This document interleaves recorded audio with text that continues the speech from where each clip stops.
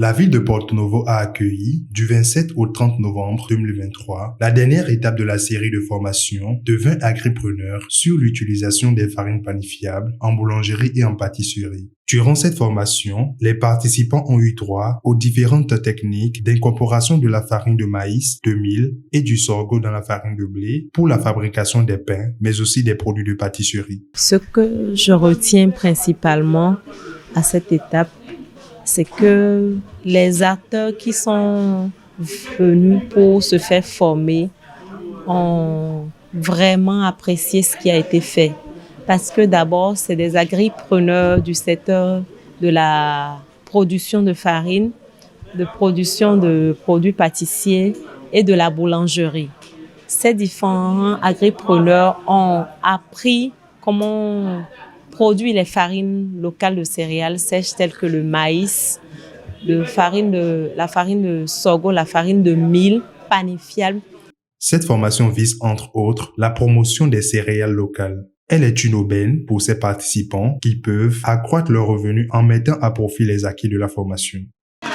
Lorsque nous avons fait les produits, grande a été la joie de tous les participants de constater que tout ce que nous avions dit depuis hier théoriquement s'avère une réalité et que la farine de maïs peut effectivement entrer en substitution partielle à la farine de blé et permettre de faire de pain de bonne qualité qui est accepté par les consommateurs.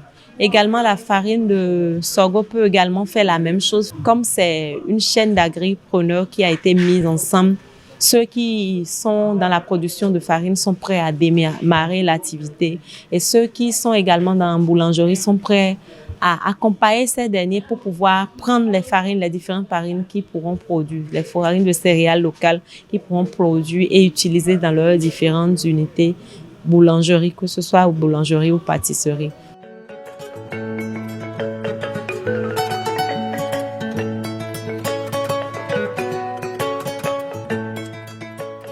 Les participants sont heureux de l'initiative et surtout du déroulement de la formation. Vraiment, mes inspirations sont énormes parce que la formation a été vraiment à 80% en pratique.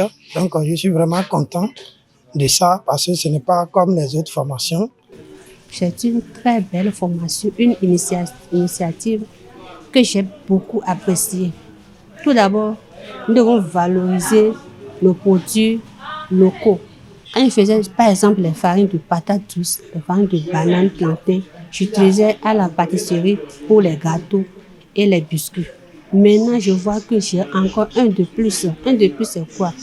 Je vois que la farine de maïs, la farine de sorgho, la farine de mil peut intégrer dans la fabrication du pain en suivant les processus. Et je vois que quand je vais quitter ici, ce sera ma première initiative dans mon milieu. Notre perspective, c'est une fois au retour, c'est de comment continuer avec le processus et, si possible, aider d'autres jeunes qui sont dans le même domaine à promouvoir également les farines locales. Vraiment, c'est une grande joie pour moi. Et je tiens à dire toutes mes gratitudes à ceux qui ont initié ce projet. 100 jeunes agripreneurs, dont au moins 30% de femmes, âgées de 35 ans ou plus, ont été formés pendant les 5 étapes de la formation.